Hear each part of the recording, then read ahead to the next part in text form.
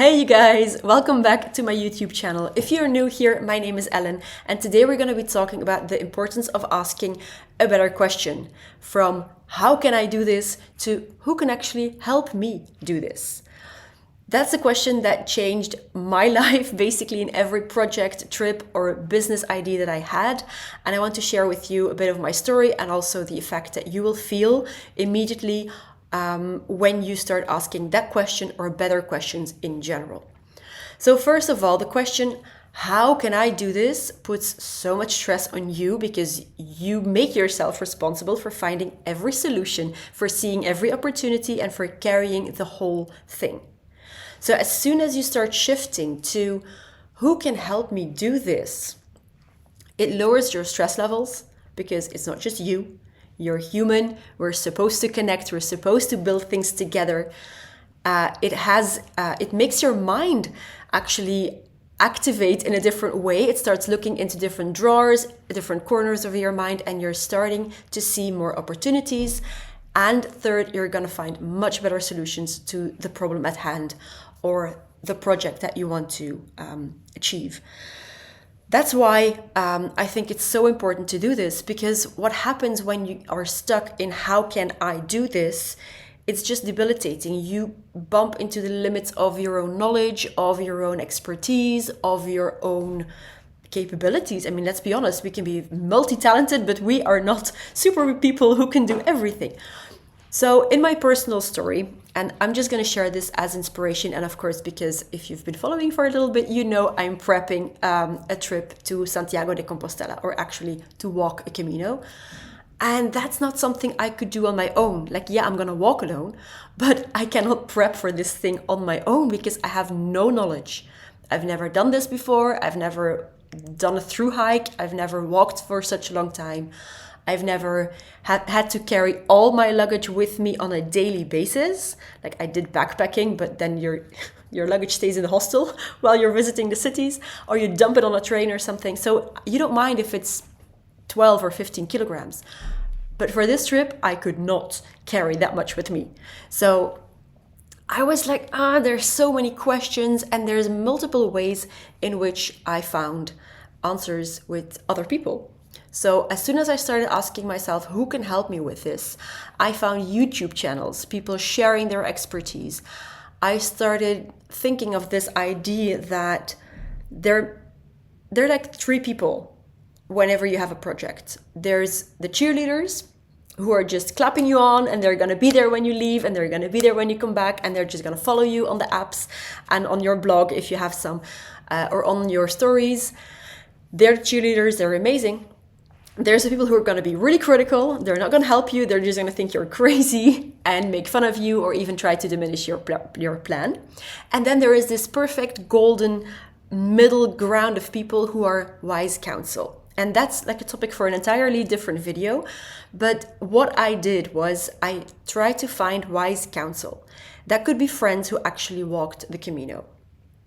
Where I had basically a couple of weeks ago, I had a date with a friend who was sharing me all the gear that she took, everything that she wished she had left home, everything that she wished she had packed with her, and her own story of how to find ways to sleep, how people are behaving on the Camino, and how you connect with people. So that was very inspirational. And then the really wise counsel was actually when I discovered the Flemish Compostela Fellowship, if that's the right translation. And I took a trip to Mechelen, the city where they are located, a couple of weeks ago. And they just shared with me all the expertise that I didn't even know I needed. And that was amazing. So I'm going to take you on a little cut to Mechelen here, so you can see for yourself a little bit of the city as well, because it's gorgeous. If you're ever in Belgium, make sure you stop there. And I'm going to share with you the ideas that they had for me and why it's so important to ask for wise counsel. So I'll see you in a minute. Let's just hop to Mechelen now. So like I said, sometimes the question becomes, instead of asking, how can I do this? You just ask yourself, who can help me with this? That's exactly why I'm here today in Mechelen. I'll show you a bit of the scenes in the city center, and I'm going to talk to the people at the Flemish Compostela fellowship, if that's the right translation, to see if they can share some experiences that they have and give me some more tips that I couldn't find on YouTube yet or in other books. So I'm curious what they can teach me, and also to see how they are thinking about the trip, how much I need to prep. I don't think that much. I think it's more of a case of letting it come as it is. I'm not finding my words today, but just leaving and taking the stages as you want them to. Maybe some days you want to walk 5 kilometers, maybe some days you want to do 35, I don't know. So I'm curious what they have to say about that. Stay tuned, take a look and a walk with me through Mechelen, and we are then gonna grab something small to eat, and then I'll do the recap probably when I'm at home, because it's cold to hold my phone in these winter temperatures. Talk to you soon. And we're back. It was really cold that day, so I remember my fingers freezing off, and I didn't want to take the whole video there, because even with my gloves on, it was like no way I was gonna be vlogging there. But now it's actually springtime. We're a couple of weeks later. We had the official pilgrim blessing last weekend, which is also why I'm finally finishing up this video. Only human here too. And the thing that I learned that I never knew I actually needed was someone who walked the exact same road that I'm gonna do. Because people think, maybe you do too, I also did. When I first heard of the Camino, I thought it was just one way. Like it was, you start here, you have this one road that leads to Santiago, and then that's the Camino, right? It's like this belief that every road leads to Rome, but then when you apply that to the Camino, it makes sense that there are like 15 or more roads that lead to Santiago de Compostela. So as soon as I discovered that in a book that I found in the library, another way of having someone else help you with this. So you find an author who wrote a book about something. The book shared a few caminos, a few ways that you can get to Santiago. And I chose one that was a bit more challenging, a little less travel. It's still one of the most popular ones. And I met someone in Mechelen there who actually had walked that Camino. And she said there's going to be a big part or a lot of parts that are going to be just on the road. So if you have the opportunity to take a GR route, which is basically the Grande Route in Europe, the big walking routes that are everywhere around Europe. If you have a chance to take one to the right, to the sea coast, then you take it, because that's going to be much more beautiful. It's going to be more challenging probably, but it's going to be much more beautiful in terms of nature and scenery. If you take it to the left, she says you might just get stuck in the mountains for a couple of days. So maybe you keep the Camino to the left, but if you have the option to go closer to the sea, closer to the coast, then take that one, because that's very beautiful. That was advice I never even knew I needed. And I could share like loads of examples here, but then this video is going to be like half an hour long, and maybe that's too much. But in any project you have, any business idea you have, any trip you want to take, whatever it is, find people who have actually done it. Find people who are wise counsel. Find the people who can actually help you with this.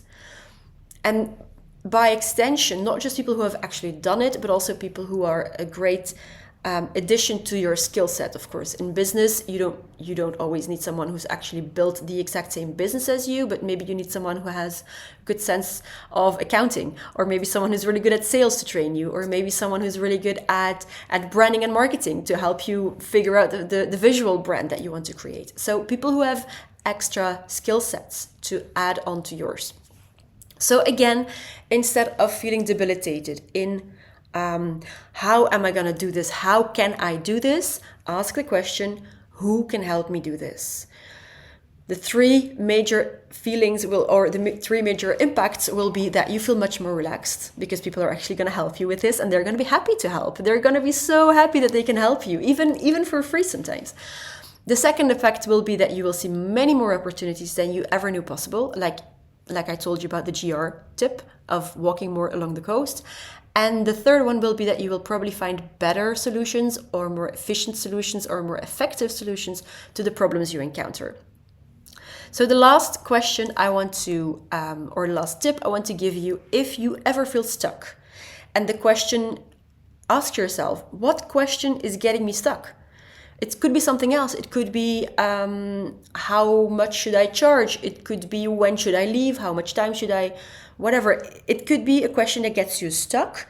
Start brainstorming on other ways to formulate the question, other questions around that, and you might find by asking better questions, you might actually get better answers.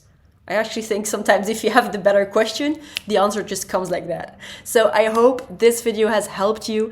Of course, if you like this, if you had some value, if you found some value in this, comment down below, subscribe, like the video. And if you're curious about my Camino plans, because most of the videos up until now are about the Camino specifically, I'm going to invite you to watch that way, to watch this video on how I'm preparing for the Camino and how you can actually implement a lot of those ideas also in any other project you have.